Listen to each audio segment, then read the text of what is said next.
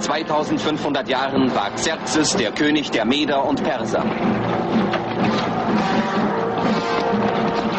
Er herrschte über 127 Provinzen und war der mächtigste Mann auf Erden. Seine Armee eroberte alle Länder von Indien bis Äthiopien. Hier kehrt der König mit seinen Kriegern von seinem siegreichen Feldzug in Ägypten heim.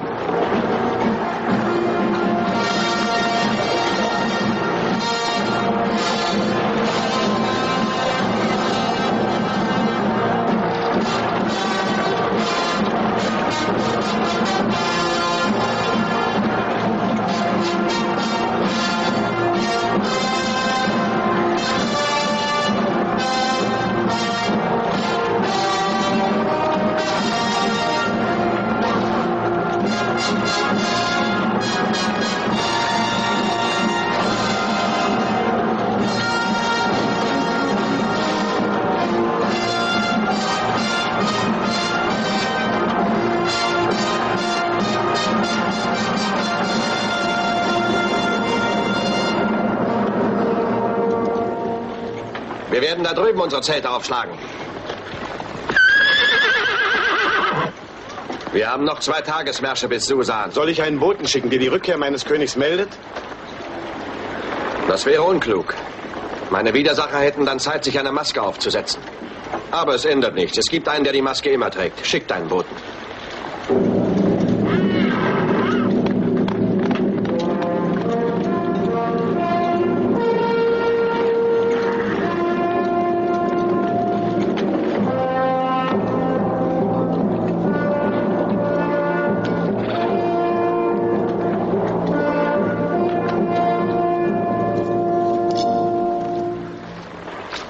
Nun, Simon, mein getreuer Judäer, dieses rostige Bronzeschwert hat wohl ausgedient. Wie soll ich das verstehen? Es hat mich nie verlassen. Und vor allem hat es auch mich nie verlassen.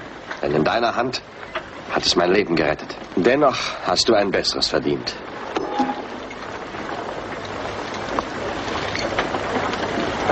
Das Schwert des Goldenen Hahns? Persiens höchste militärische Auszeichnung.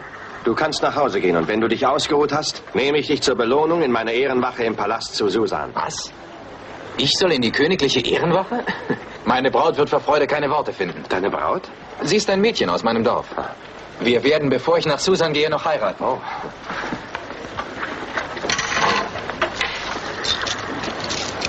Eine Gabe für deine Braut. Mögen die Götter ihr Fruchtbarkeit schenken. Möge mein Gott meinen König beschützen.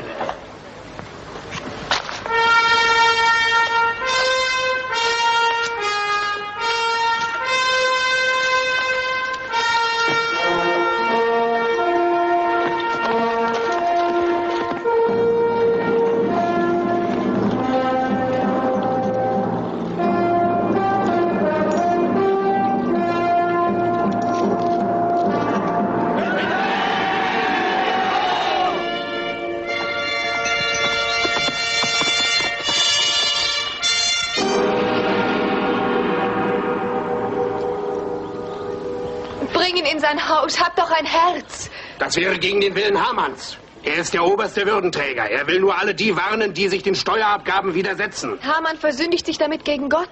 Du hast doch gehört, was die Henker sagten. 10 von uns müssen sterben, wenn wir ihn abnehmen. Ja, Nathan, das habe ich gehört.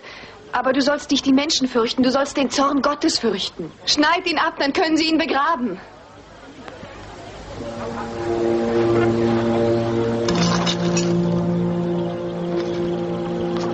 Esther! Meine geliebte Esther! Simon!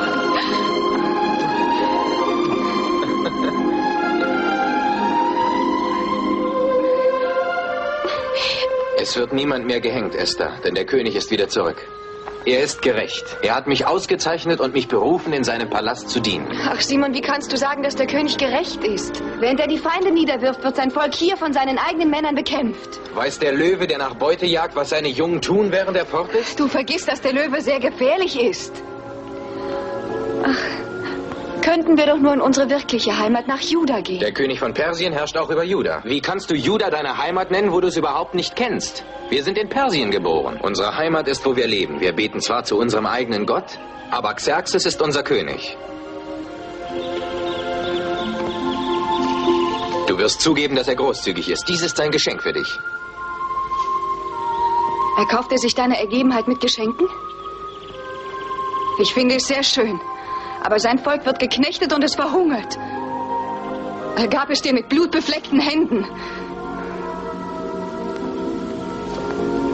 Oh, vergib mir, Simon. Ich habe auf unser Wiedersehen gewartet, aber ich habe es mir anders vorgestellt. Ach, verzeih mir. Es tut mir leid.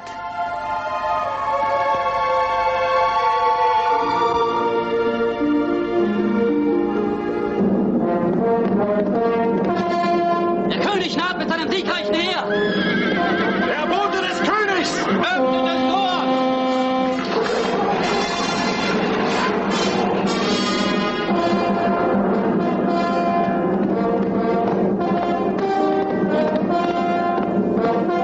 Der König nähert sich Susan! Der König. Ja, der König. Königin Vashti. Aber er kann nicht vor morgen hier sein. Ich habe seinen Triumphzug verfolgt. Er ist noch 10 Meilen von Susan entfernt.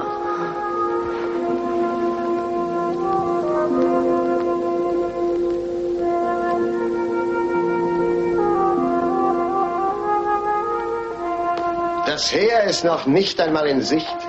Die Zeit meint es gut mit uns. Nein, Hamann. Deine Zeit ist zu Ende. Meine Zeit?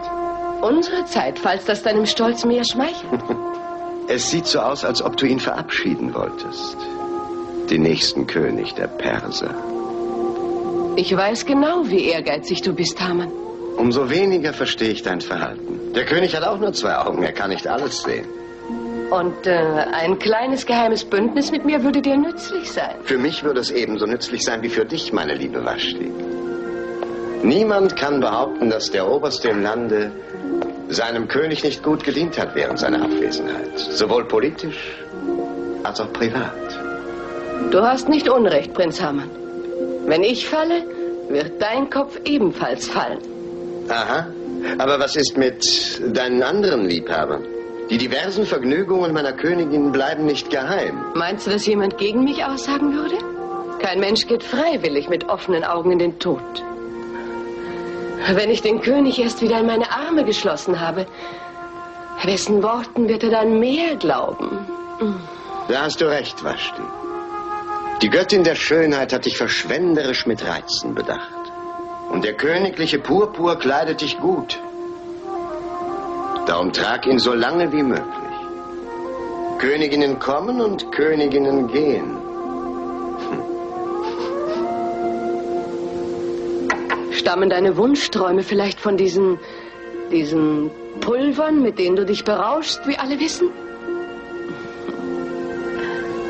Gib acht, dass sie nicht deine Zunge lösen.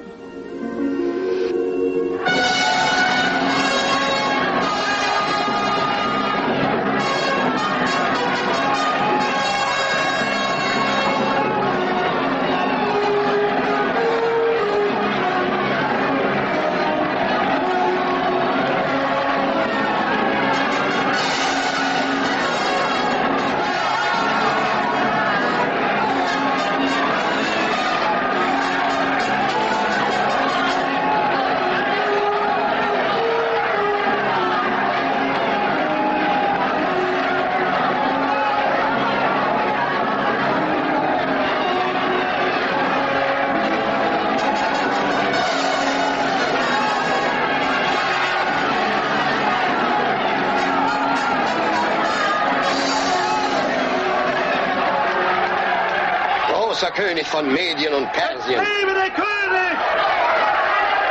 Der allmächtige König, Beherrscher unserer Welt, Eroberer von Assyrien und Babylon und Ägypten, unumschränkter Herrscher über Asien und alle Länder jenseits des Meeres. Deine letzte Behauptung ist falsch. Ich habe Griechenland noch nicht erobern können.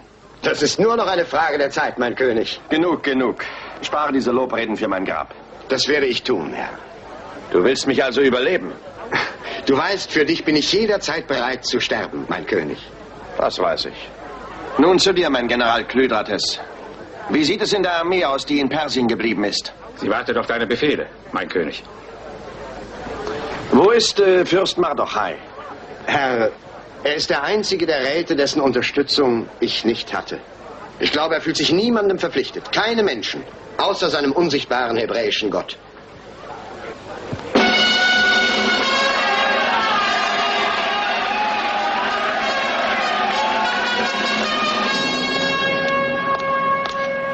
Mardochai. Willkommen, mein König.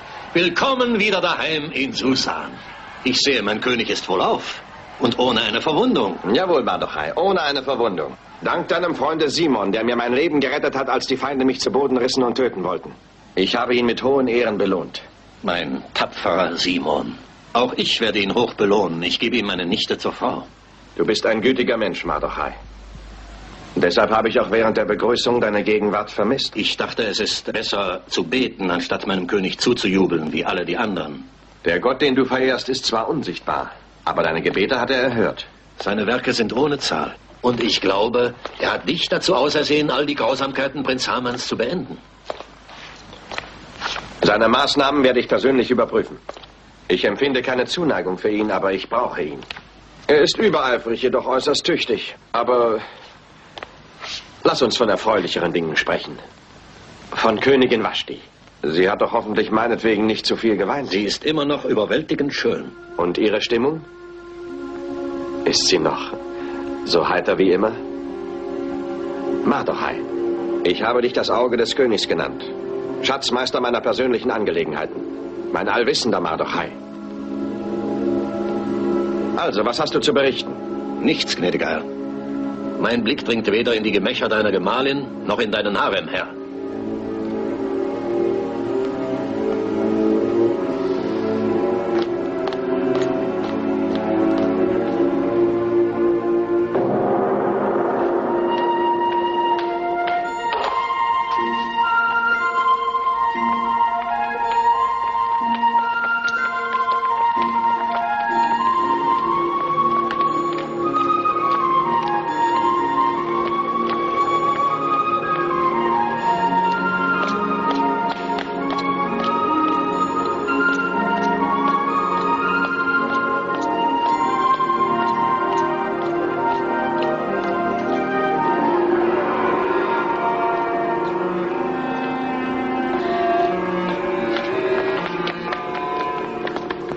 Mein König, mein unvergleichlicher Gemahl, wie lange habe ich auf dich gewartet?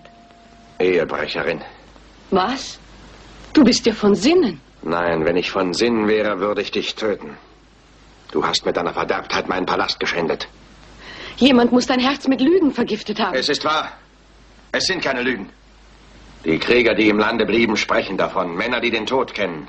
Sie haben keinen Grund zu lügen. Wer teilt deine Schuld? Vashti. Wer war es? Nenne seinen Namen, ich befehle es. Ich kann keinen Namen nennen und es gibt keine Schuld. Wie sein Name auch lautet. Es ist besser, wenn ich ihn nicht kenne. Mein Stolz wäre verletzt, wenn ich ihn öffentlich bestrafen müsste. Deswegen ist es das Beste, wenn ich dich verdamme. Nein. Für mich weilst du nicht mehr unter den Lebenden. Oh nein, Xerxes. Ich bitte dich, glaube mir. Lieber würde ich sterben, als dich verlieren. Jetzt steht es dir frei, nach deinen Liebhabern zu rufen.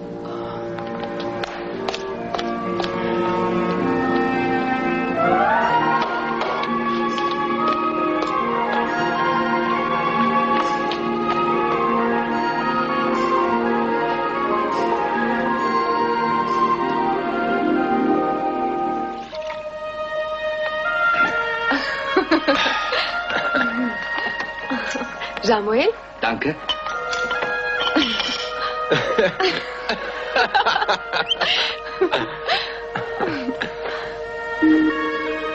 Aha, jetzt wird es wirklich Zeit, dass ihr bald heiratet. Seitdem ich ein Kind war, warte ich auf ihn. Jetzt kommt es auf ein paar Tage nicht an. Sie muss sich noch prüfen, ob sie mich auch lieb hat. Ja, es soll ja auch fürs Leben halten. Sie hatte nur 10 Jahre Zeit, um sich zu entscheiden. Dass sie mich noch nie mit einem anderen Mann vergleichen konnte, ist mein großer Kummer. Wie kann sie dann ihrer Liebe sicher sein? Oh, ja, ja, du hast recht. Ich habe noch nie einen anderen Mann angesehen. Vielleicht hätte ich es tun sollen. Oh, Simon. Oh. Simon! Oh, Mardochai! Unser großer Krieger. Das Ebenbild König Davids. Ich hoffe auch das Ebenbild eines guten Mannes für deine Esther. So früh haben wir dich gar nicht erwartet. Das weiß ich. Und ich fürchte, dass mich dienstliche Belange von eurer Hochzeit fernhalten. Oh nein. Ich werde euch später alles erklären. Ich habe eine Tagereise gemacht, um euch diese Gabe für euer zukünftiges Haus zu überreichen. Darf ich es jetzt schon öffnen? Mhm. Oh. Simon, schau nur einmal zu. Hab Dank, Onkel. Unsere Gedanken werden immer bei dir sein, Mardochai. Und dieser Mazuza beschützt unser Heim. Ja, und ich hoffe, dass du Simon beschützt, Onkel, während er in diesem schrecklichen Palast dient. Nichts kann sie überzeugen, dass unser König ein ehrenhafter Mann ist. Er ist ein Mensch von edler Gesinnung, wenigstens war er es. Er war es? Hat ihn irgendetwas verändert? Ja, es hat ihn etwas tief getroffen. Er ist enttäuscht worden, er ist sehr erschüttert. Deshalb bleibe ich auch eurer Hochzeit fern. Ich habe mir geschworen, den Palast nicht zu verlassen. Denn es ist möglich, dass verschiedene Personen sich die Verzweiflung des Königs zunutze machen. Und wenn sie Erfolg haben, so wäre das das Ende für alle Judäer, die in Persien leben.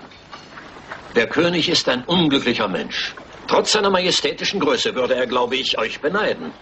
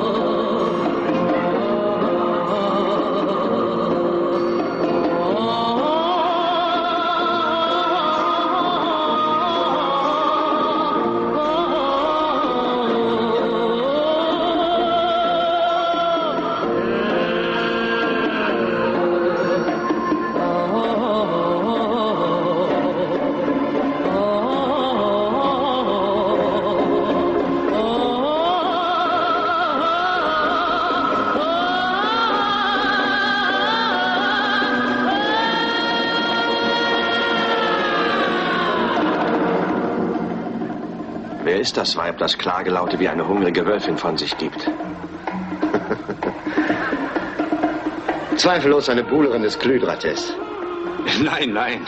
Ich versichere euch, dass es die Frau des Raubtierwärters ist.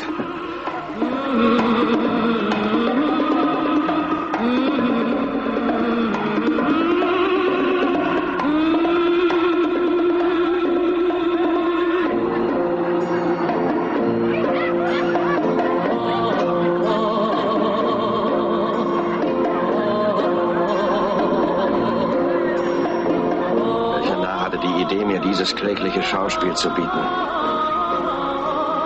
Dein Obereunuch Hegai.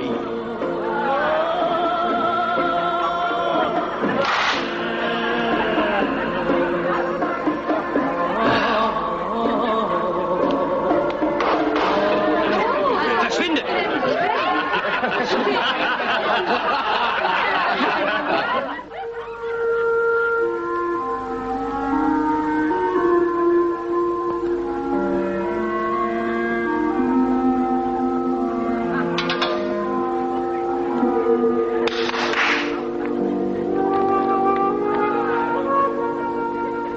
Ich werde doch zu dem Fest gehen. Bringt mir meine Gewänder. Macht schnell, beeilt euch.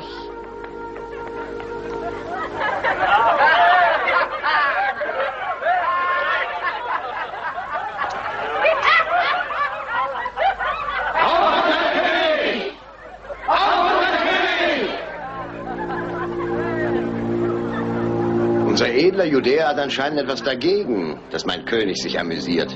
Mit Verlaub, Herr, uns erwartet viel Arbeit. Du verlangtest von mir eine Aufstellung unserer militärischen Stärke.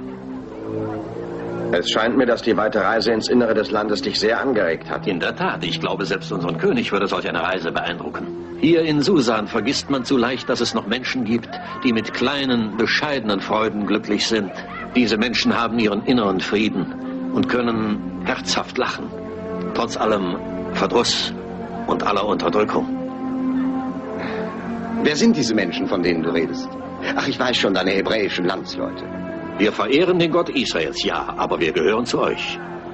Wir sind alle Untergebene des Königs. Und mit seiner Erlaubnis ziehe ich mich zurück, um seine Aufträge auszuführen.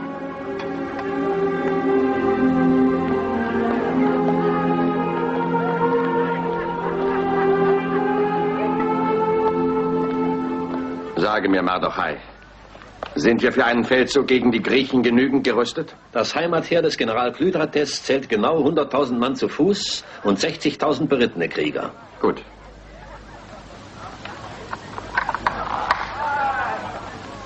Das genügt, um den jungen Mazedonier in seinen ehrgeizigen Plänen aufzuhalten. Wie ist sein Name? Alexander. Die erste griechische Küstenfestung, deren wir uns bemächtigen werden, ist Athos. Sie ist die Schlüsselstellung. Und von Athos brechen wir die Reihen der Griechen von beiden Seiten auf. Wir werden aus unserer Provinz Skythia Krieger und Vorräte in die Festung werfen. Denn in Skythia wird unser Hauptheer sein Lager aufschlagen. Das ist der Plan. Aber merke dir, du bist mir persönlich dafür verantwortlich, dass er geheim bleibt.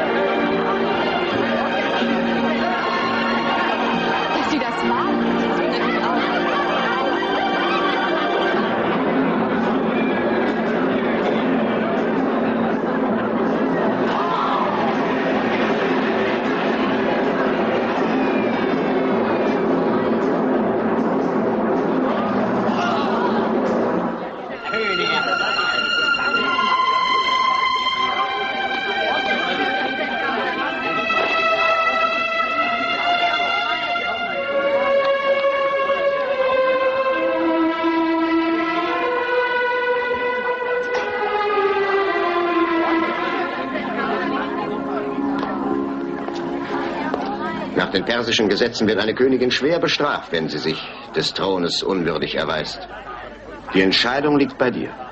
Tod oder Verbannung? Dann verbanne sie. Das wird noch heute geschehen, mein König.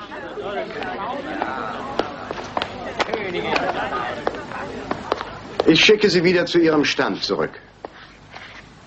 Und als oberster Vertreter des Königs ist es mein Recht, mich nach einer neuen Königin umzusehen, die deiner würdig ist. Das Recht kann auch anderen übertragen werden, Haman. Denkst du, dass mir das Gesetz der Achämeniden nicht geläufig ist? Nein, aber ich traue dir die Absicht zu, es zu verdrehen. Es steht geschrieben im Gesetzbuch des großen Kyros: Ein König der Meder und Perser, der keinen männlichen Nachkommen hat, soll nicht ohne Gemahlin sein. Diese Worte sind richtig, aber da steht noch mehr. Es lautet weiter: Des Königs Männer sollen in den Provinzen die lieblichsten Jungfrauen des Landes suchen und sie in den Palast nach Susan bringen. Und die Jungfrau, an der der König am meisten Gefallen findet, ist dazu berufen, mit ihm vermählt zu werden. Hat dich dieser Hinweis überzeugt, dass nicht nur du selbst die Auswahl zu treffen hast? Oh ja? Teurer Mardochai, ich danke dir, dass du mich vor einem Irrtum bewahrt hast. Das ist das Schicksal eines Herrschers. Er ist gezwungen, eine unbekannte Frau zum Weibe zu nehmen. Ich führe nur das aus, was das Gesetz befiehlt, mein König, und zwar mit deiner Erlaubnis.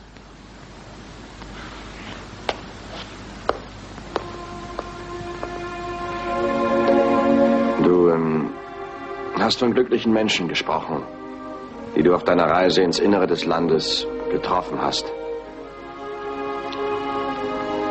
So wie diese Menschen möchte ich auch leben. Macht verlangt Entbehrungen. Ich wüsste einen Weg, dir dein Los zu erleichtern. Und wie ist dieser Weg? Wenn du anderen hilfst, ihre Bürde zu tragen, wird dir deine Bürde leichter.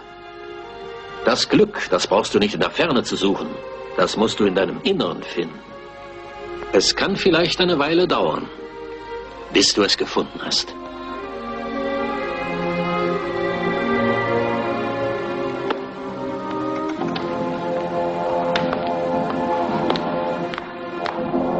Gisco.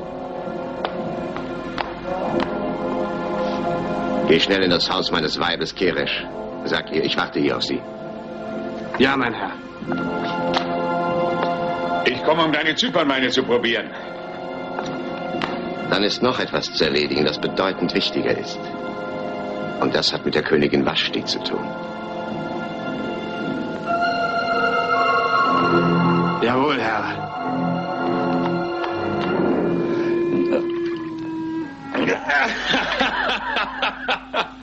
Unser armer König. In seinem jetzigen Gemütszustand wird er keine Eile haben, den Schatz in Persepolis zu besichtigen. Ich habe manchmal das Gefühl, dass du das Plündern etwas übertreibst. Das könnte ich auch von deinem Verkauf militärischer Geheimnisse an die Griechen sagen. Aber dann denke ich daran, wie mein Goldschatz in Korinth langsam wächst. Dagegen erscheint mir alles andere unwichtig.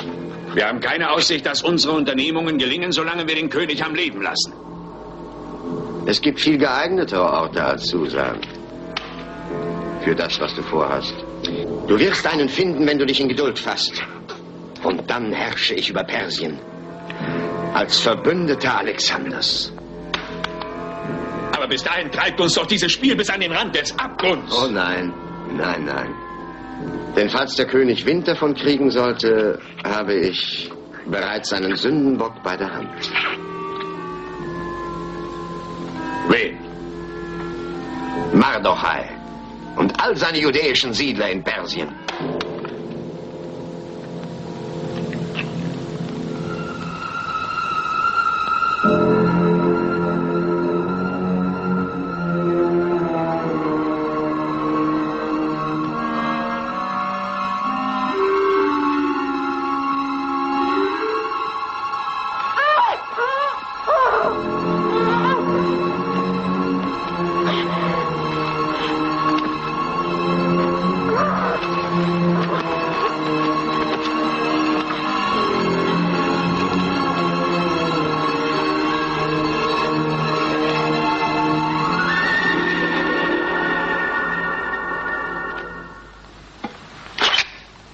Hier ist der geheime Kriegsplan, den der König Mardochai zu treuen Händen gegeben hat. Der Plan für den Überraschungsangriff gegen die Griechen.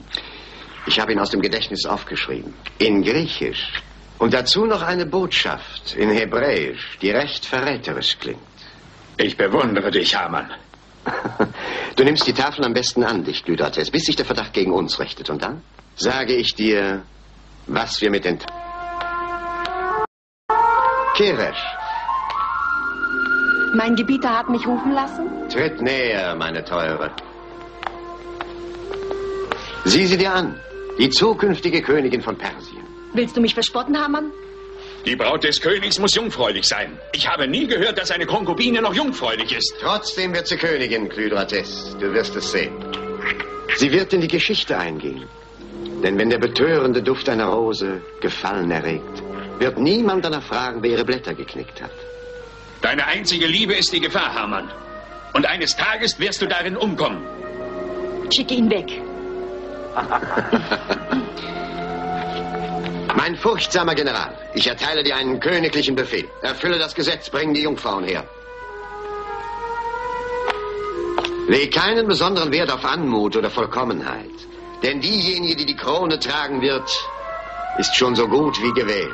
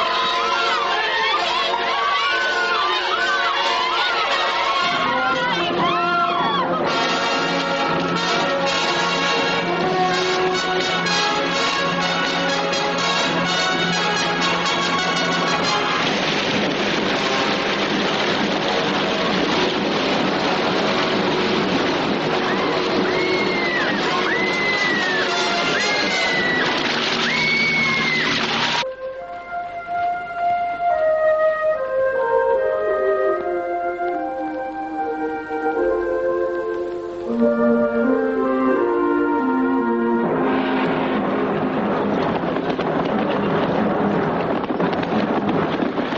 die im Brautkleid! Los, die im Brautkleid! Samuel, hol mir mein goldenes Schwert aus dem Haus. Vor dem Symbol des Königs schrecken sie zurück. Simon! Was wollt ihr? Lass mich los! Was wollt ihr von uns? Lass mich los! Esther! Lass mich los! Esther! Simon! Simon, nein! Ich will nicht! Lass mich los! Simon! Simon! Simon!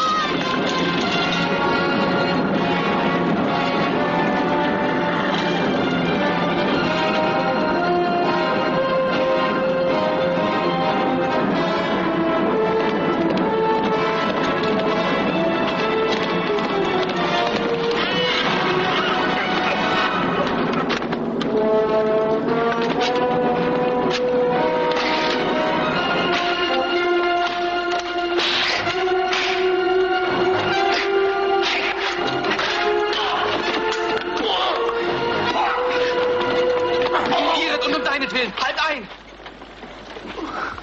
Die dürfen dich nicht kriegen! Lauf!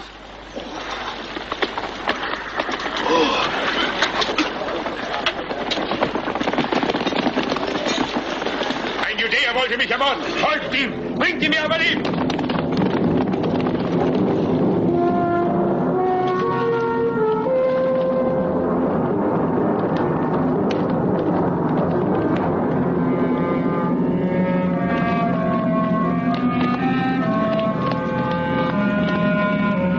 Plündert dieses Dorf. Foltert alle Männer, Frauen und Kinder. Und keine hebräische Siedlung soll verschont bleiben.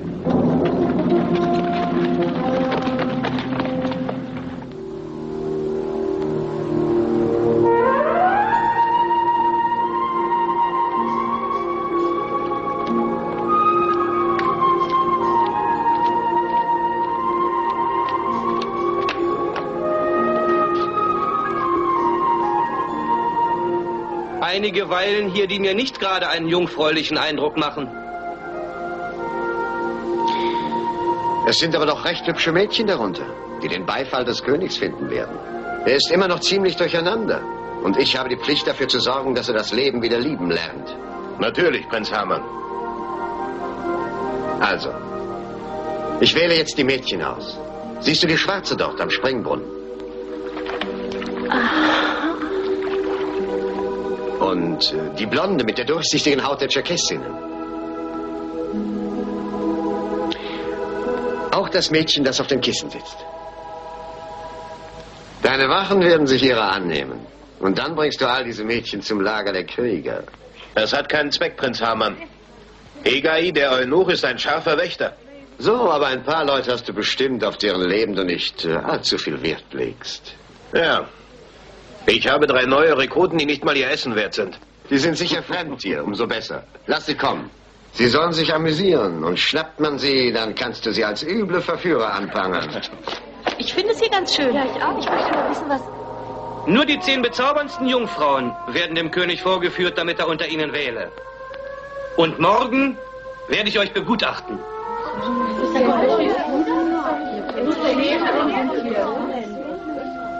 Oh, großer Gott, hilf mir. Irgendwo in Susan lebt Mardochai, der immer wie ein Vater zu mir war. Bitte lass ihn wissen, was mir widerfahren ist. Bitte lass es ihn bald wissen. Oh, bitte.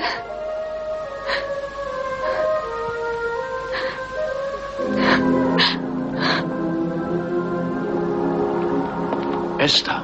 Esther. Wie ich es dir gesagt habe, Ihre Entführung ist nur der Anfang des Grauenvollen gewesen, das über uns hereinbrach. Das alles ist so furchtbar. Ich kann es noch nicht fassen.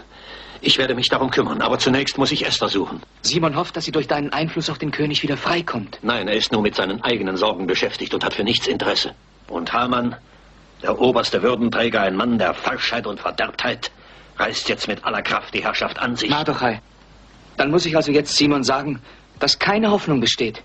Nichts ist völlig hoffnungslos. Lass mir Zeit, Samuel. Zeit, damit ich Gottes Ratschlag hören kann. Wohin ist Simon gegangen? In die Todesstadt, zu den alten Ruinen. Samuel, geh zu ihm und sag ihm, dass ich ihm helfen werde. Ja.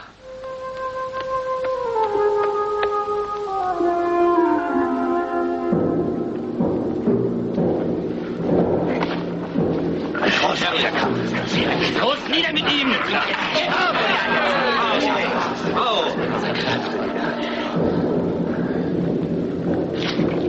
Zu Boden mit ihm!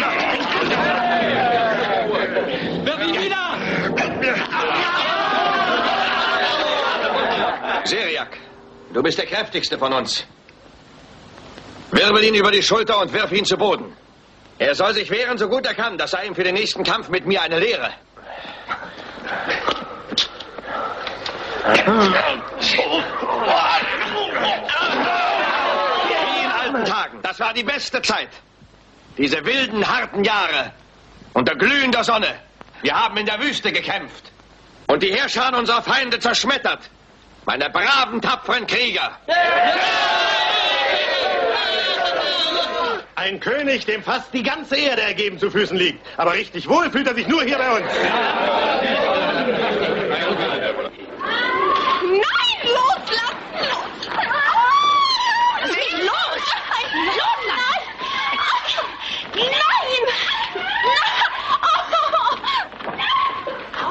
Nein! Nein!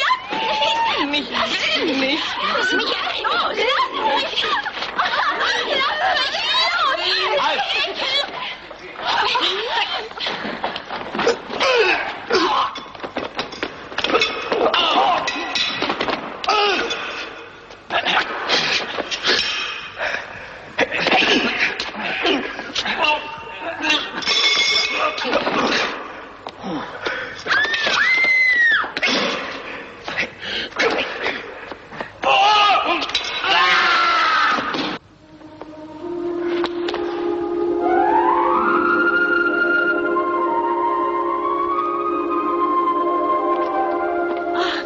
der König solch ein Mann. Er ist doch nicht nur tapfer, sondern auch herrlich anzusehen. Die bringen dich um, wenn sie dich bei der Flucht erwischen. Dahinter sind bestimmt Soldaten.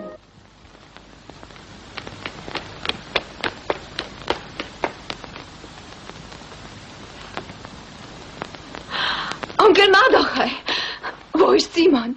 Wo ist er? Ich will zu ihm. Bitte, bitte, führe mich sofort zu ihm. Das kann ich nicht, Esther.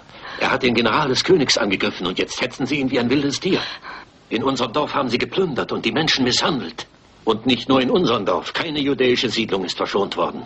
Sie haben Emanuel gehängt, den Schmied. Sie trieben die Frauen und die Kinder in die Wildnis. Unser Volk ist jetzt in alle Wände zerstreut. Oh, verzeih mir. Ich habe nur an mich selbst gedacht, aber ich bin unwichtig. Oh nein, das stimmt nicht, Esther. Du bist wichtig. Du bist viel wichtiger, als du denkst.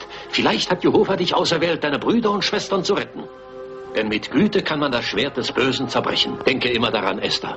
Sei gütig und sanftmütig. Deiner blühenden Jugend und Schönheit kann unser König nicht widerstehen, Esther. Du musst ihm die Kraft geben, alles Böse im Land zu vernichten. Verlangst du von mir, die Gunst des Königs zu erschmeicheln? Ja, vergiss Simon, vergiss deine eigenen Träume und Wünsche. Vergiss alles, aber nicht die Freiheit unseres Volkes. Ich will nichts weiter als so leben wie bisher und ich will Simon. Simon ist ein Krieger und wenn er für sein Vaterland kämpft, vergisst er alles andere. Denk daran, dass dies dein Krieg ist, Esther. Ein sanfter Krieg, der mit sanften Waffen ausgefochten wird, der aber dennoch nicht ungefährlich ist. Auch du, Esther, bist dann ein Krieger. Glaub es mir. Simon wird es einsehen, wenn er selbst Soldat ist. Simon würde mich bestimmt verachten. Dann wäre seine Liebe zu dir sehr egoistisch, wenn sie ihm wichtiger ist als das Wohlergehen so vieler Menschen. Aber Onkel, ich liebe ihn doch. Oh, wie kannst du von mir verlangen, ihn für immer zu verlassen?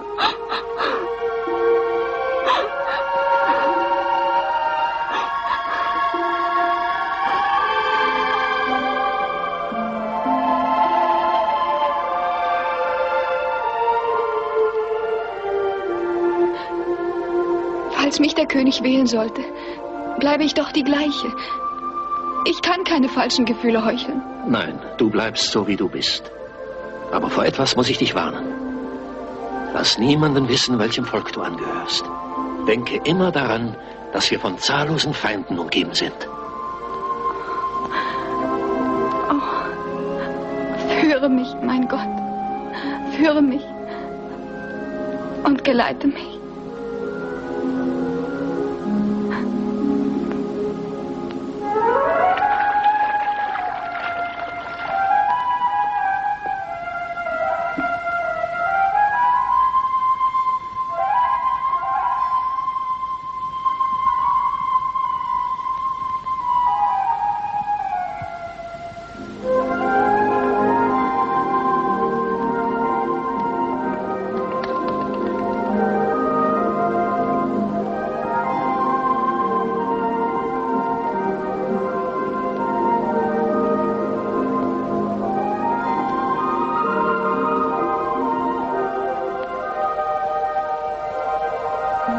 knie dich nieder,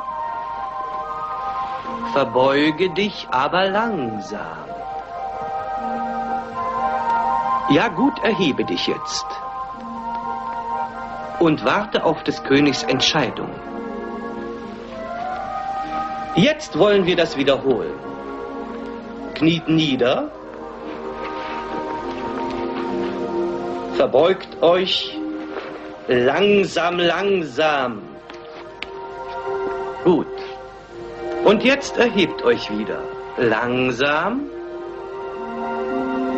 Steht auf.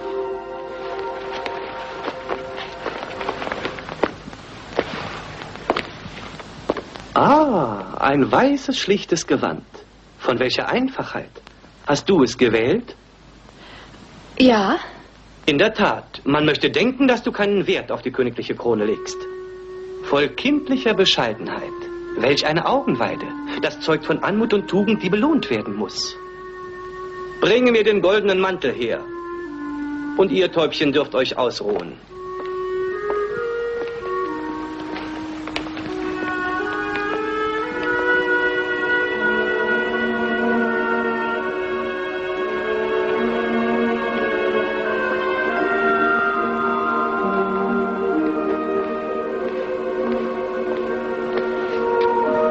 Ich danke dir sehr dafür, aber ich möchte nicht so bevorzugt werden. Oh, ich nehme ihn gern. Oh, bitte, ja, gib ihn doch ihr. Sprich nur, wenn du gefragt wirst, hörst du? Nimm dich in Acht, Eunuch. Ich habe mächtige Freunde. Das glaube ich. Du hast dich ja mit vielen Männern eingelassen. Hier, mein liebes Kind. Leg du den Mantel um. Bitte.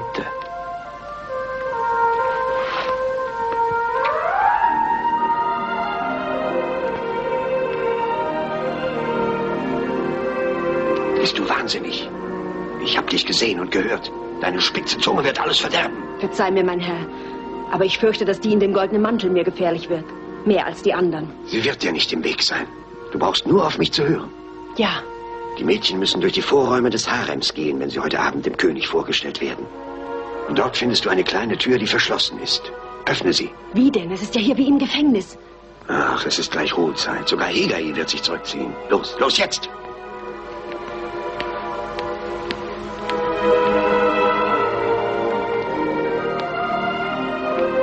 Gisco. Das ist sie. Das Mädchen mit dem goldenen Mantel. Du musst sie dir merken. Die mit dem goldenen Mantel. Du musst sie dir genau merken.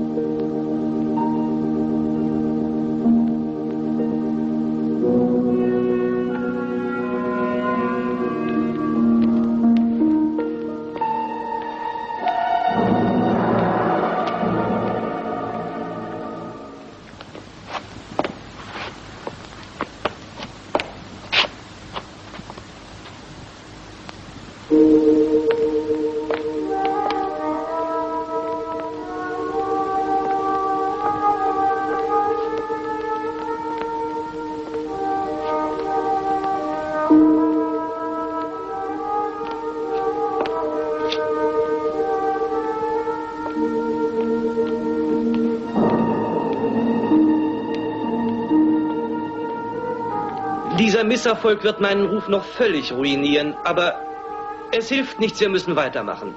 Du bist die Nächste.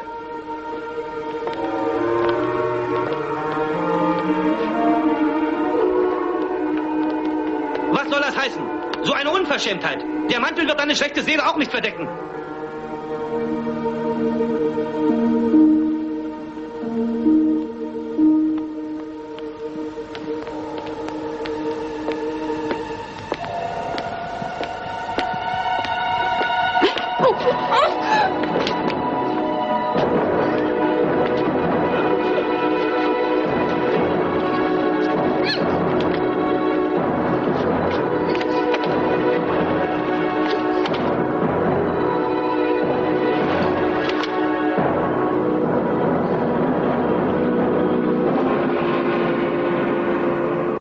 Gräme dich nicht, dass dir der prächtige goldene Mantel genommen wurde.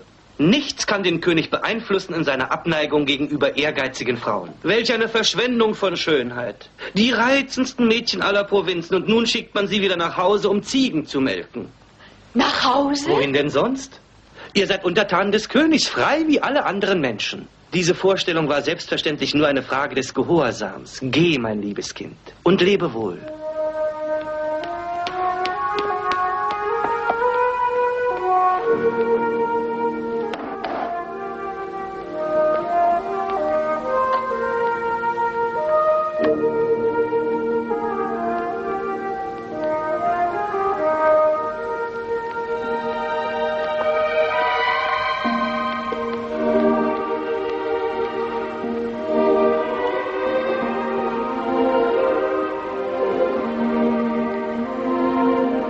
Du kannst gehen.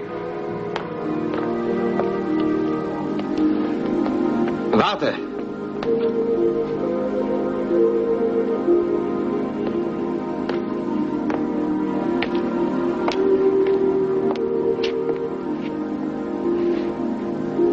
Ein Anblick der Freude. Ich erinnere mich an dich. Der Mann, der uns verteidigt hat. Du kannst unmöglich der König sein. Ich wollte manchmal, ich wäre es nicht. Wie heißt du? Esther. Und wie kamst du her? Komm, erzähl mir von dir. Während der Trauung rissen deine Krieger mich von meinem Bräutigam fort. Das ist nicht ungesetzlich. Ich richte mich auch nach den Gesetzen. Selbst wenn ich des Öfteren anderen Sinnes bin. Ich glaube, du hast gehofft, dass ich dich laufen lassen würde. Nein, nein, nicht wenn es... Dein Schicksal ist? Wie es scheint, sind wir beide gebunden. Ich durch die Gebote meiner Väter und du durch das Schicksal. Ich war entschlossen, diese heiligen Gebote zu umgehen, indem ich alle Mädchen für ungeeignet erkläre. Aber jetzt kann ich nicht zurück, Esther. Ich wäre kein guter König. Ich kann nicht in Abrede stellen, dass du in meinen Augen die Forderung des Kyros erfüllst.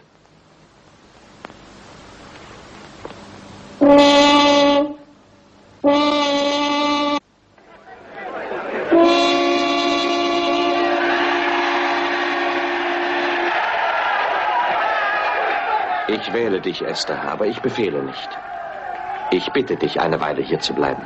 Die Zeit bringt die Entscheidung. Dein Herz soll dann bestimmen, ob du bleibst oder nicht. Diene ihr, Hegai, als würde sie schon die Krone tragen. Meine zukünftige Königin.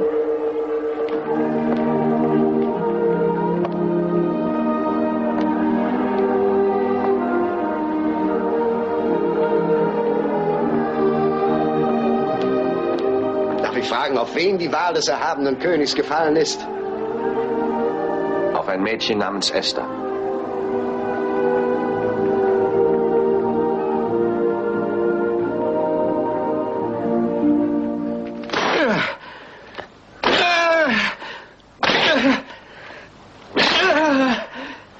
Dummkopf!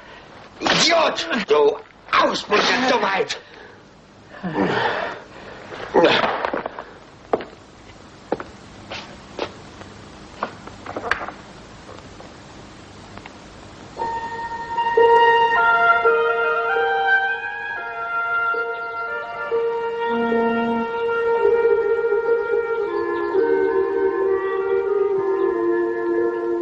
Esther!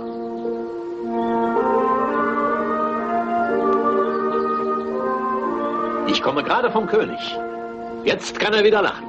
Er ist fröhlich und unbeschwert. Jeder Tag beweist aufs Neue, welch eine Gabe Gottes du für diesen schwer geprüften Mann bist.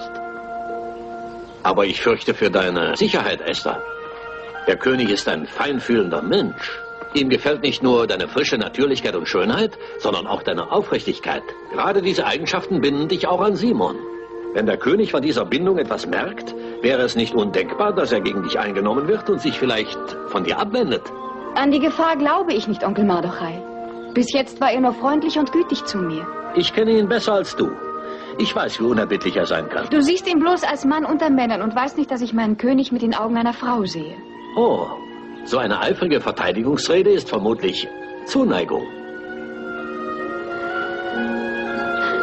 Ich kann nicht leugnen, dass ich mich mit einer Stärke zu ihm hingezogen fühle, die ich selbst nicht begreife. Ich wollte mir zuerst einreden, es wäre nur Bewunderung. Aber mein Gefühl für Simon, soll das auch nur Bewunderung gewesen sein? Nichts als kindliche Begeisterung für einen Helden? Einmal sagte er, meine Liebe zu ihm wäre niemals auf die Probe gestellt worden. Bitte geh zu ihm, Onkel Mardochai. Geh und bring ihm, was er braucht. Ja, ich gehe sofort zu ihm.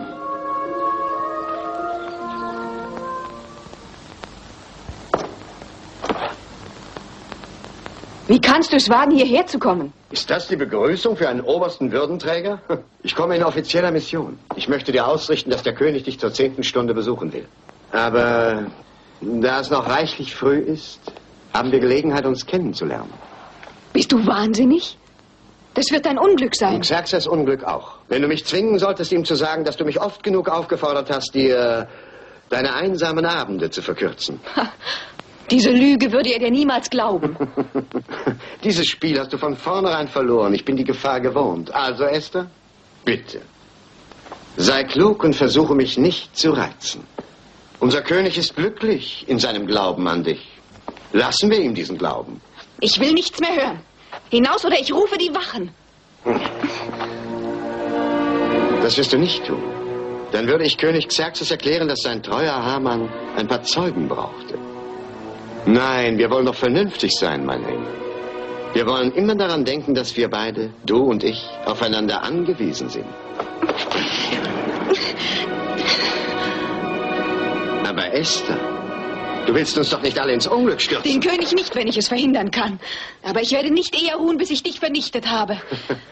Und ich dich, Esther.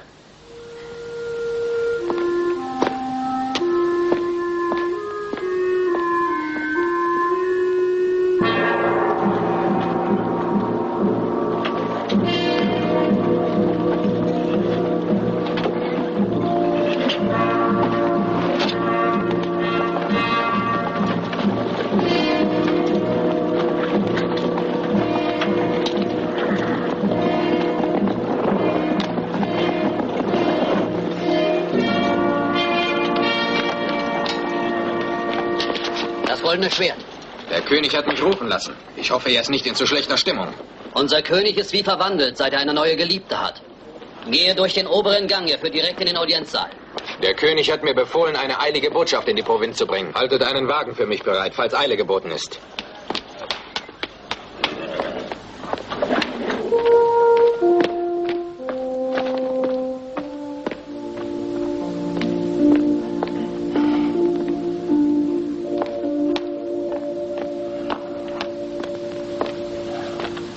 Ein tapferer Löwe, das Symbol Persiens.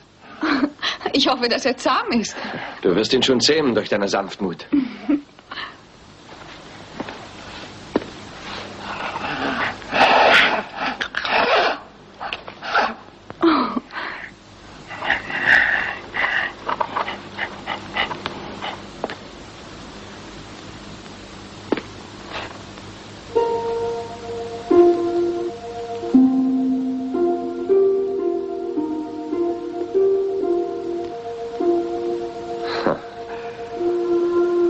Ich glaube, ich könnte niemals den Liebhaber spielen. Meine Hand ist für das Schwert geschaffen und nicht für die Saiten einer Leier.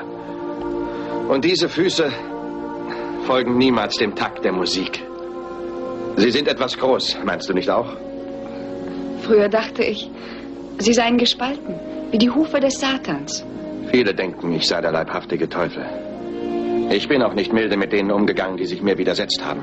Ja, das weiß ich. Es hat aber auch viele unschuldige Menschen getroffen, weil Haman eine zu große Macht gehabt hat. Ich habe seine Macht schon eingedämmt, nachdem du mir seine Missetaten vor Augen gehalten hast. Mitunter frage ich mich, Esther, was bist du? Mein Ratgeber? Der Schatzmeister meines guten Gewissens? Oder eine Frau, die vielleicht einmal das Gefühl erwidert, das ich für sie empfinde? Du musst doch fühlen, dass ich dich als Mensch liebgewonnen habe. Dann ist das also der erste Schritt zu deinem Herzen. Dich ganz zu erobern ist schwieriger, als die Griechen zu schlagen. Du musst bedenken, dass die Ehrfurcht eines Bauernmädchens vor einem König grenzenlos ist. Vergiss einmal, dass ich König bin. Ich bin nur ein Mann, der dich liebt. Ich liebe dich, Esther. Ich liebe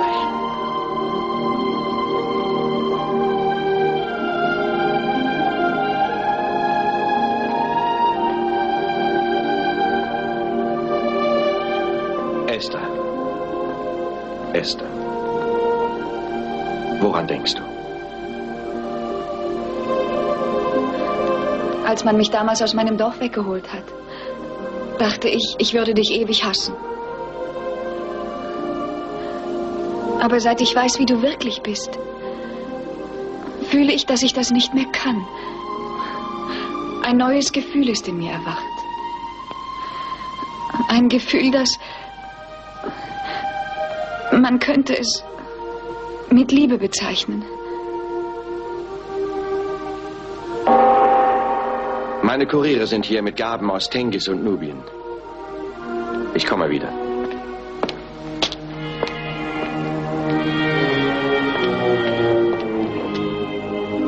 Perlen aus dem fernen Osten. Und Schätze aus Nubien.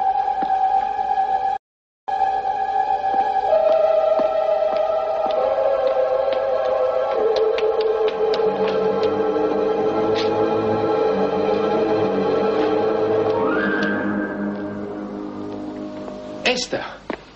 Meine Esther. Ich bin gekommen, um dich zu befreien. Nein, Simon. Das Glück ist mit uns. Die Türen öffnen sich uns wie durch Zauberhand. Wenn du willst, fliehen wir nach Judäa. Simon, du musst fort. Hier ist es zu gefährlich für dich. Du bist auch in Gefahr, wenn du allein gegen die Feinde kämpfen willst. Aber ich muss hier bleiben. Verstehst du es nicht? Der König ist nicht mehr unser Feind. Du liebst ihn. Oh, das weiß ich nicht. Das weiß ich wirklich nicht. Esther. Oh, Simon, bitte bring dich in Sicherheit. Er soll dich nicht haben, und wenn ich ihn töten muss.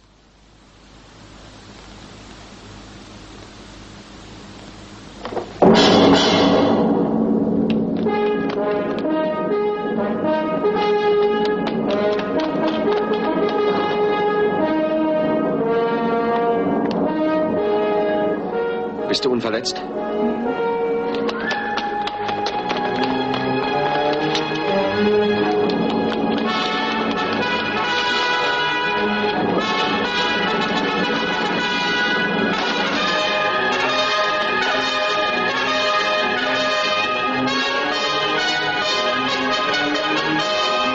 Haltet den Mann! Haltet ihn! Haltet ihn auf! Lasst ihn nicht auf!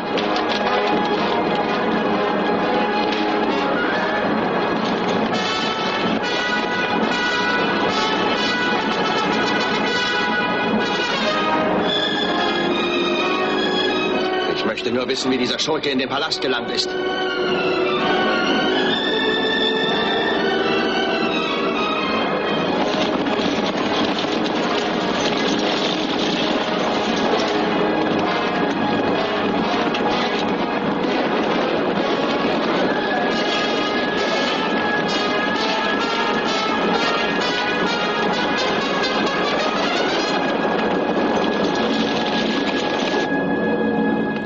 Der Dieb hat es gewagt, sich durch das goldene Schwert Zutritt zu verschaffen. Anscheinend hat er es einem meiner Statthalter gestohlen. Es ist ihm gelungen zu entkommen. Ich werde die Wachen zu deinem Schutz verdoppeln, Esther. Am liebsten würde ich dich selbst beschützen. Wie lange muss ich noch warten?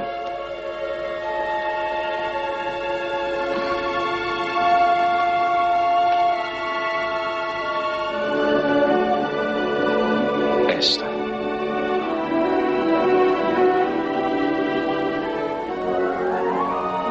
Königin Esther.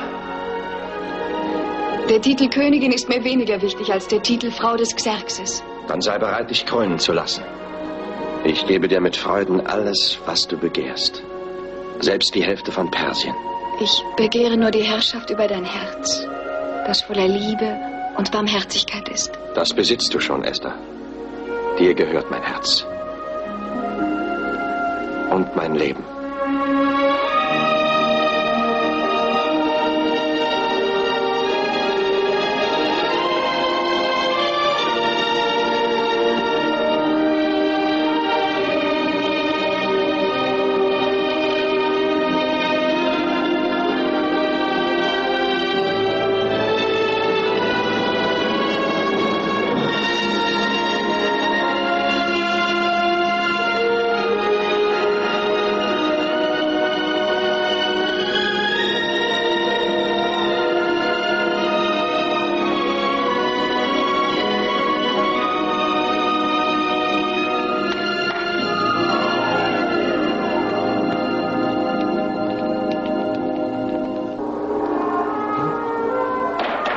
Erhebt euch!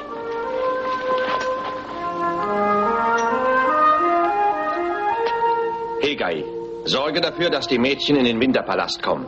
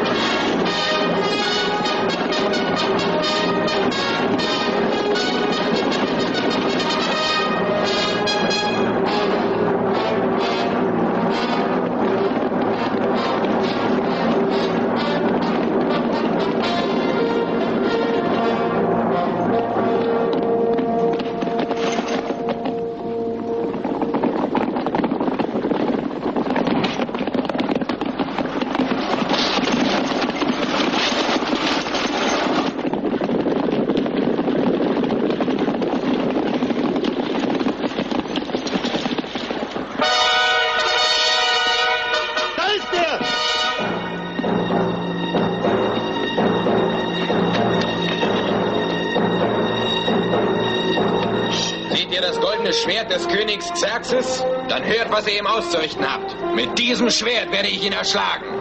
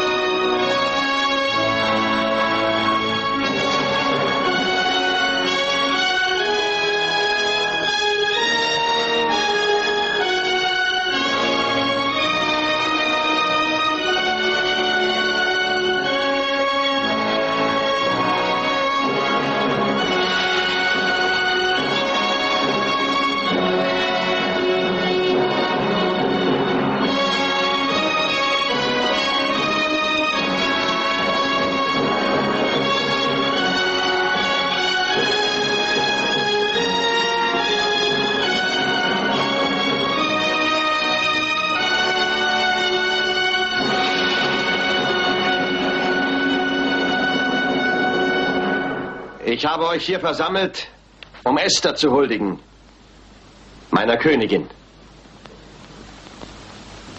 Sie hat mir bewiesen, dass ich mein persisches Reich sehr oft ohne Gerechtigkeit regiert habe. Das sehe ich jetzt ein.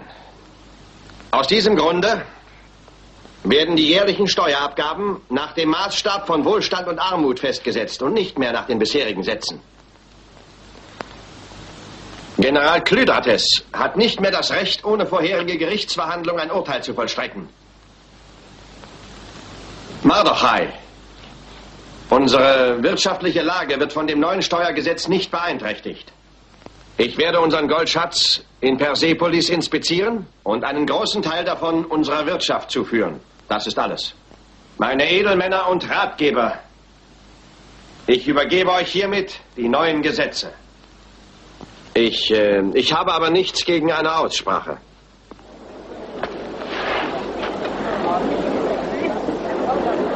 Hoher König, ein Gesetz aus Kyros Zeiten ist mir soeben in den Sinn gekommen. Ich bin überzeugt, es würde dir die Reise nach Persepolis ersparen. Ich spreche es im Wortlaut nach. Hör mir zu.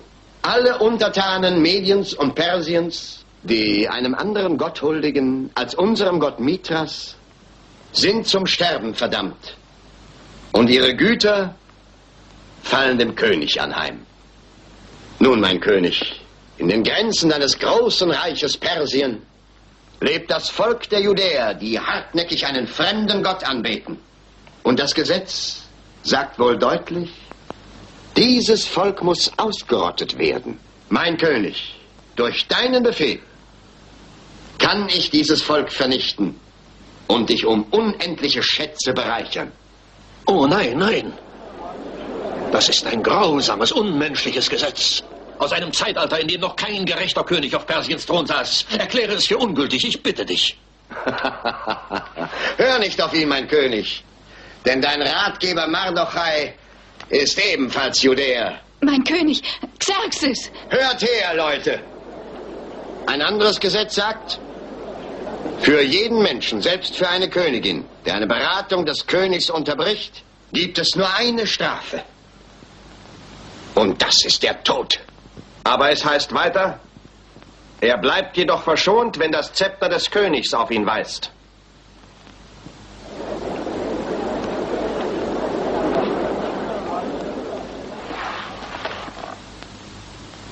Ich danke dir, dass du so gnädig sein willst. Einst hast du mir ein Königreich gegeben, das Königreich deines Herzens. Seine einzige Macht ist die Liebe.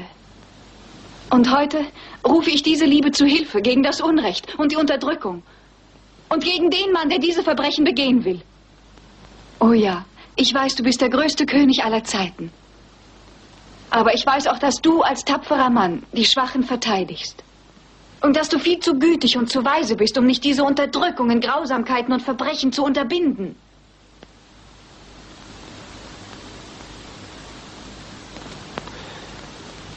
Die Judäer mögen weiterhin ihren Gott verehren. Ich werde ein entsprechendes Gesetz erlassen. Das Gesetz des Xerxes. Und du brauchst dich wahrscheinlich nicht allzu vertraut damit zu machen, Prinz Haman. In der syrischen Wüste ist der Posten eines Statthalters frei. Dort werden keine genauen Kenntnisse verlangt.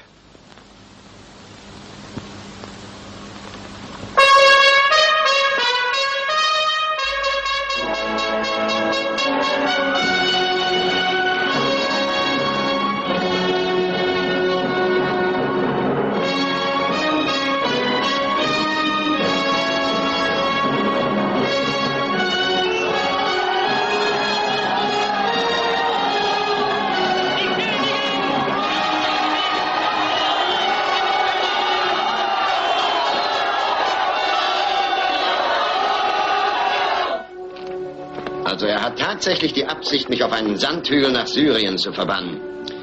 Bei allen Göttern. Es wird ihm noch leid tun, sich von ihr in dieser Weise beraten zu lassen. Ich sage dir immer wieder, dass sein Tod zu lange hinausgeschoben wurde.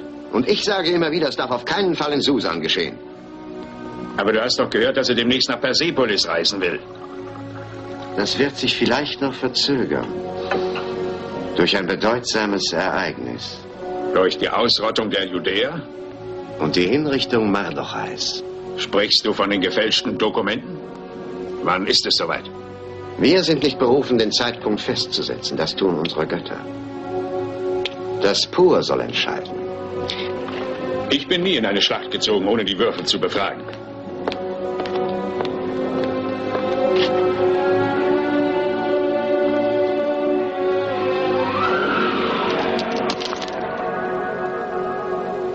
Das rote Zeichen des Blutes fällt auf den Monat Adar. Und das ist jetzt? Ja, jetzt. Wir schlagen heute Nacht zu. Höre meinen Plan.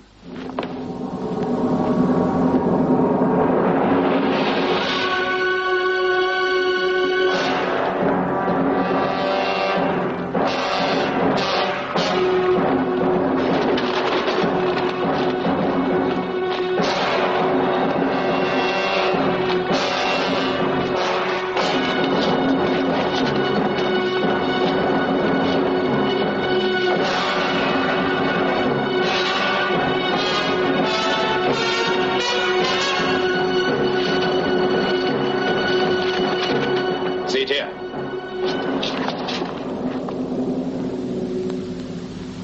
Ihr werdet alle vor dem König bezeugen, dass ich in eurer Gegenwart diese Tafel nehme, dass ich nichts hinzufüge und auch nichts entfernt habe.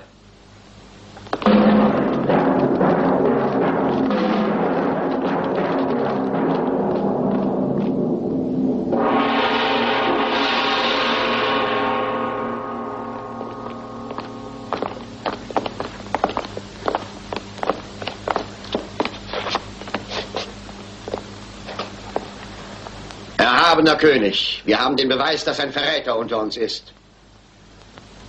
Ich klage den Judäer an. Er hat deine geheimen Kriegspläne zwischen Schriftrollen im Tempel versteckt, um sie an die Griechen zu verkaufen. Verräter. Ich entsinne mich noch genau an den Tag, an dem du sie ihm gegeben hast. Bitte, hier sind sie. Deine geheimen Pläne von der Besetzung des Hafens Athos in griechischer Sprache. Und hier eine Botschaft in Hebräisch an einen Judäer in Griechenland. Lügen und Verleumdungen, mein König. Ich habe dir stets Treue und Ergebenheit bewiesen. Die Verleumdungen sind sein Werk. Wie kannst du das sagen? Ich schreibe weder Hebräisch noch Griechisch. Aber es ist ja wohl bekannt, dass Mardochai alle königlichen Botschaften an die Judäer verfasst hat und alle schriftlichen Verhandlungen mit den Griechen führt. Diese Schriftzeichen auf den Tafeln bestätigen den Verrat. Und diese Krieger hier können jederzeit bezeugen, dass dieses Beweisstück dasselbe ist, das wir im hebräischen Tempel gefunden haben. Wer behauptet, dass unser Tempel für solche Zwecke benutzt wird, legt falsches Zeugnis ab. Ich hatte es untersagt, das Heiligtum der Judäer zu betreten. Das hast du getan und wir bekennen unsere Schuld. Aber erwartest du von mir, dass ich untätig zusehe, wie Alexander mit aller Macht unser mächtiges persisches Reich bedroht? Verteidige dich, Mardochai. Ich habe keine Schuld zu bekennen, mein König. Ich schwöre bei dem heiligen Wort Gottes, dass ich unschuldig bin.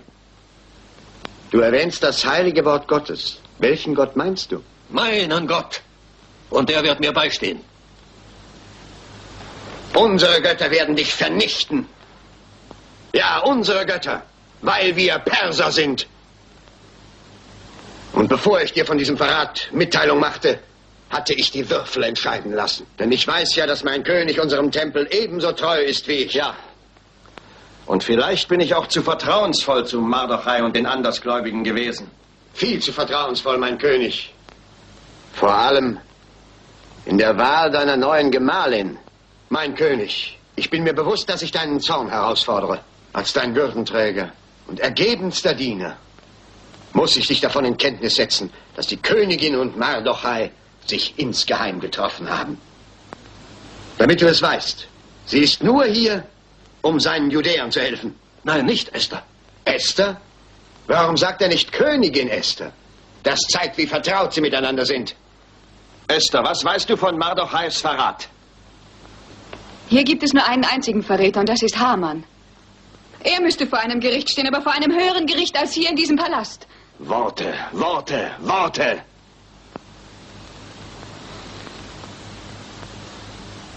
Werft Mardochai ins Gefängnis. Wenn seine Unschuld nicht bewiesen wird, hängt ihn auf. Und sein Volk wird ausgerottet, wenn es nicht seinen Glauben ändert und sich von seinen Anführern nicht lossagt. Hör mich Dieses an. Urteil wird deine Seele belasten. Du sprichst von Verrat? Nein, du hast mich verraten, denn das Vertrauen, das du mir geschenkt hast, hat jetzt wieder Haman und der hat es missbraucht. Du weißt doch, Esther, dass du zum Tode verurteilt werden kannst, wenn du hier ungefragt sprichst. Ja, und ich bitte dich nicht mit deinem goldenen Zepter auf mich zu weisen, da ich ja doch sterben muss. Ich bin Judäerin.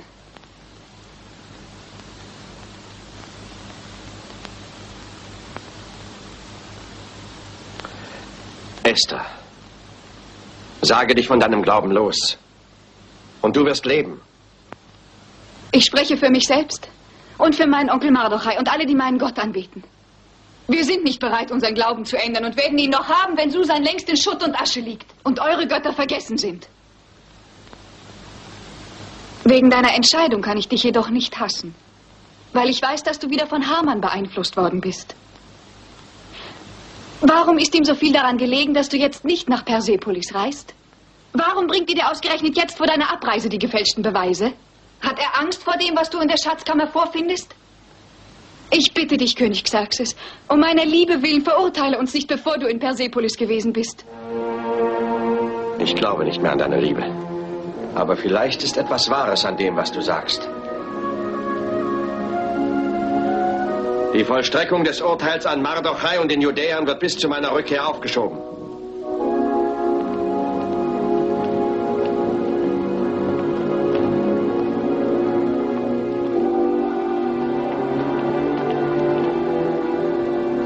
Er darf Persepolis nie erreichen. Du hast bisher eine bewundernswerte Geduld gezeigt. Jetzt halte ich dich nicht länger zurück. Und ich biete 1000 Talente Gold für seinen Kopf, mein treuer Klydrates.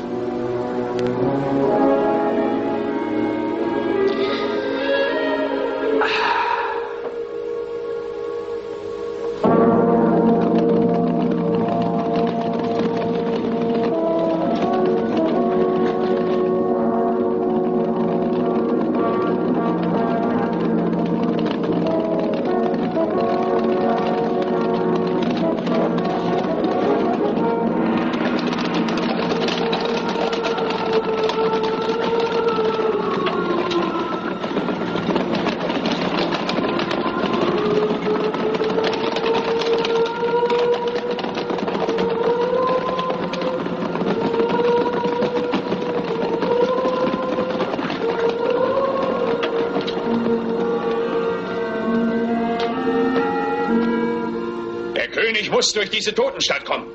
Und vergesst nicht, der Mann, der mir den Kopf des Königs bringen wird, bekommt von Prinz Haman 1000 Talente Gold.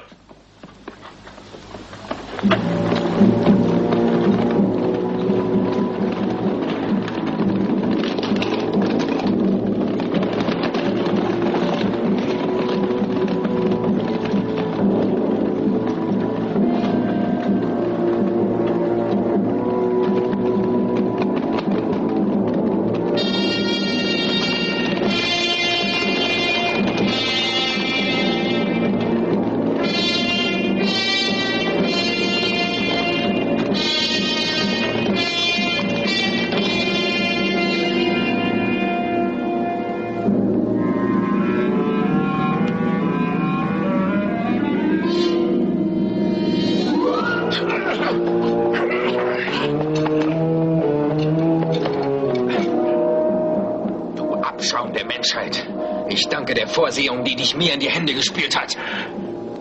Du wirst nie wieder plündern und morden.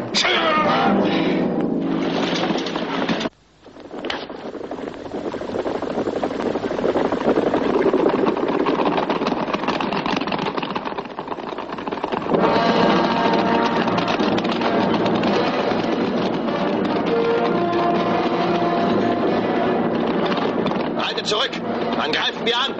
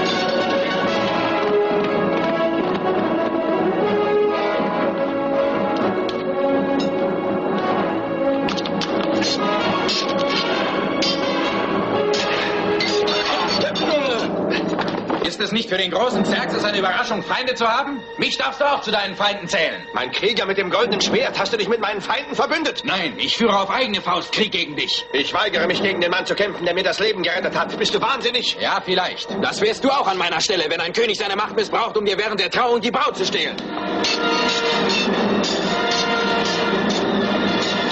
Halt! Habe ich recht gehört, Simon? Esther war dir versprochen? Und jetzt wird sie deine Witwe.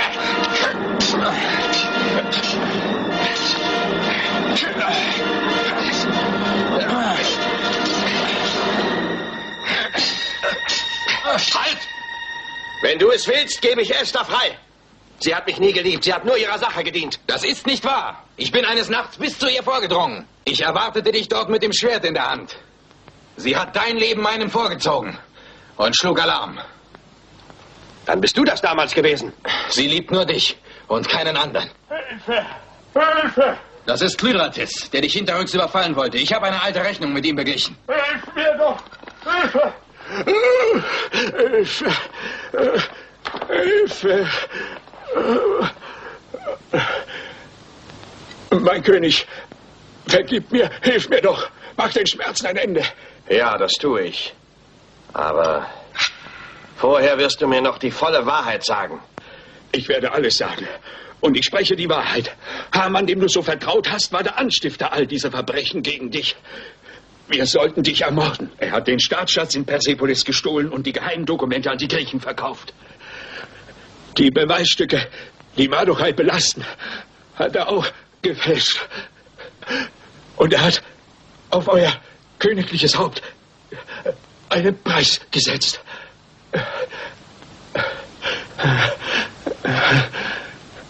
Ich gebe dir den Frieden, Klyratis.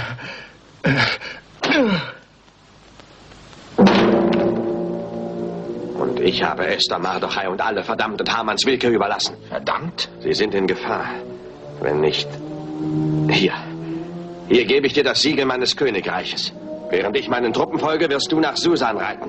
Such dir einen Weg durch die Stadt und bring meinem Waffenmeister dieses Siegel. Und sag ihm, dass er alle Judäer bewaffnen soll.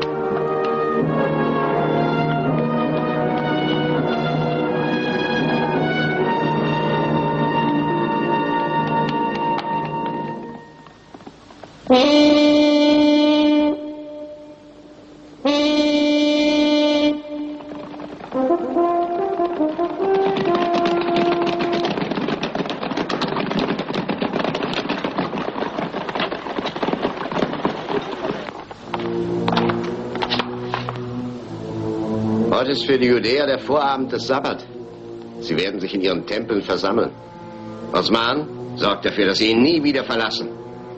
Gerka, du wirst mit deinen Reitern jeden Widerstand in der Stadt niederschlagen. Mein guter Schumer, du wirst das Vergnügen haben, ihren Anführer Mardochai zum Galgen zu begleiten. Fort mit euch!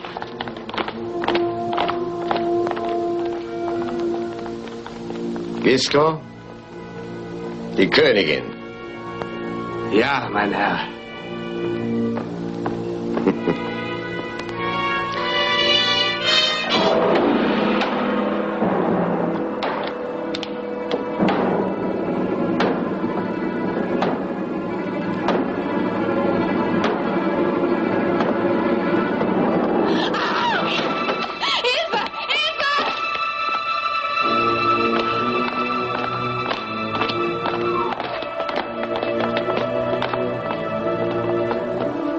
Ich prophezeie, dass unser Prinz Haman der bedeutendste Herrscher in der Geschichte Persiens sein wird.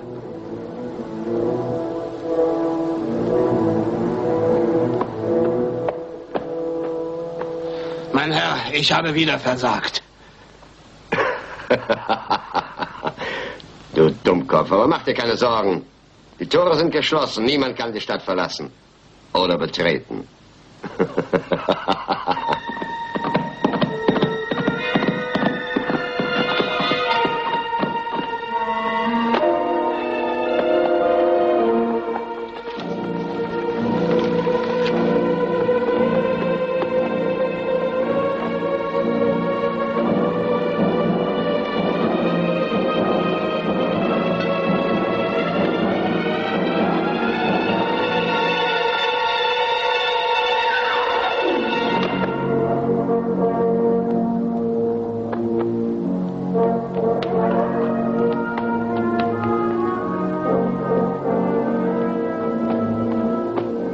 Simon, ich habe unter dir im ägyptischen Feldzug gedient.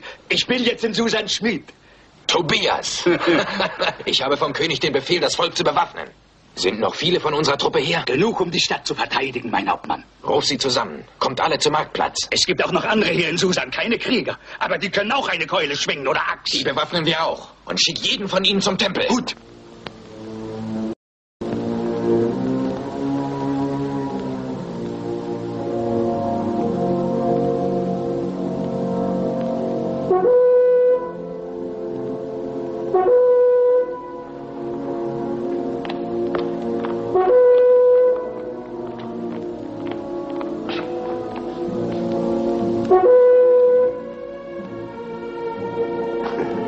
Ich wette mein Gewicht in Gold, dass Sie Ihren Glauben verleugnen und dass niemand heute Abend in den Tempel geht. Und ich wette eine Kupfermünze dagegen, dass mein König nicht die Wahrheit sagt. Simon wartet auf uns. Wann kommt Simon? Na, sammelt euch vor dem Tempel.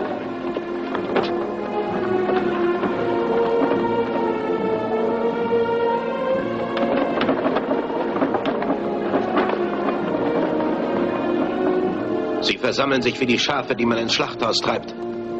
Das vereinfacht meine Aufgabe.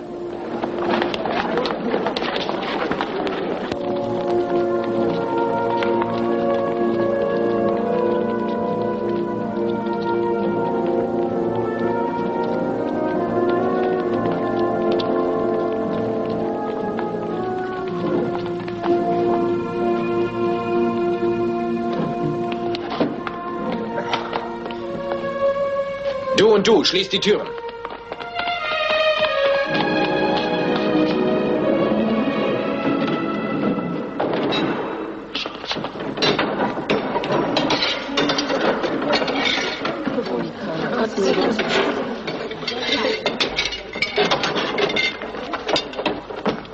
Wer begehrt Einlass? Ich bringe eine Botschaft für Prinz Hamann von General Klydrates. Öffnet das Tor!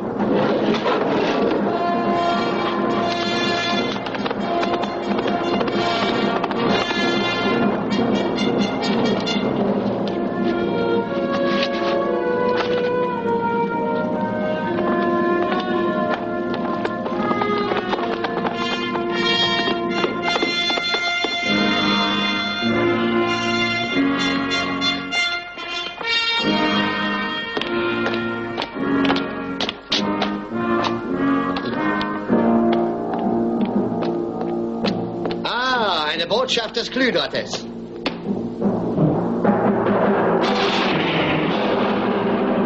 Der Kopf des Klydrates. Gisco! Gisco! Meinen Streitwagen!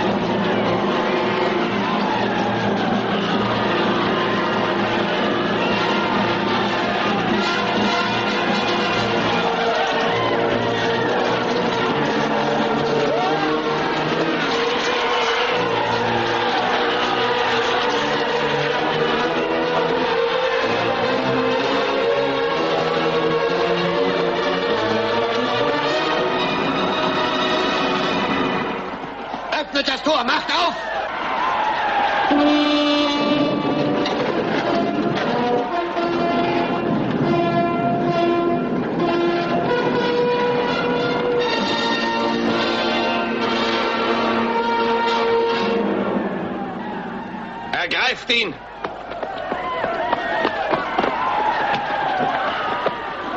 Hängt den Verräter! Hängt ihn an den höchsten Galgen!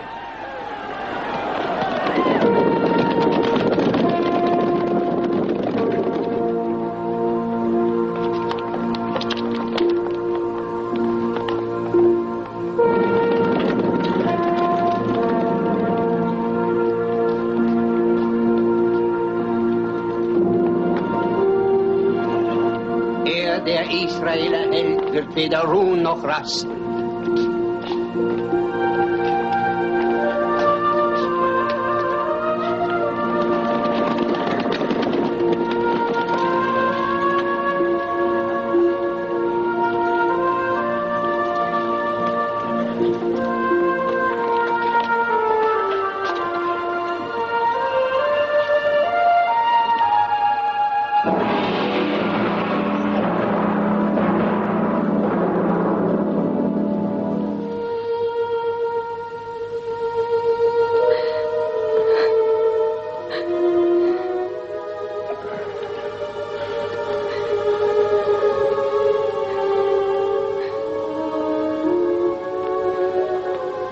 Diese Nacht, die Nacht der Befreiung unseres Volkes, darf niemals von uns vergessen werden. Haman hat das Pur geworfen, um unser Schicksal zu besiegeln. Darum nennen wir diesen Tag Purim. Und er soll immer wieder gefeiert werden, als ein Tag der Freude. Genauso fröhlich, wie wir früher immer gewesen sind. Ja, das verspreche ich dir, mein Löwe von Israel.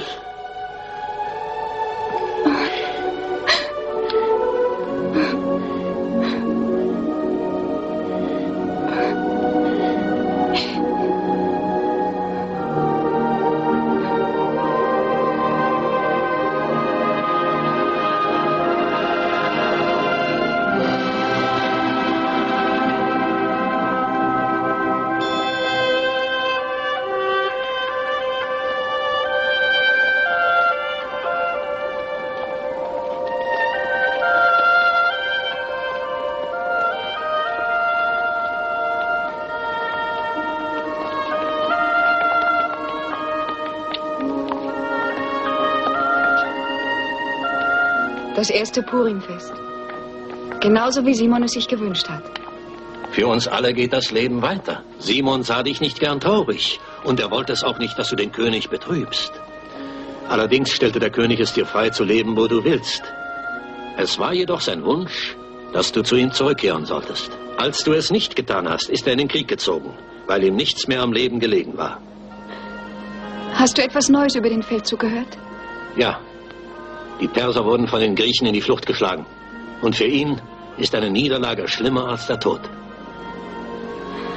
Ich habe den König nie wegen seiner Siege geliebt.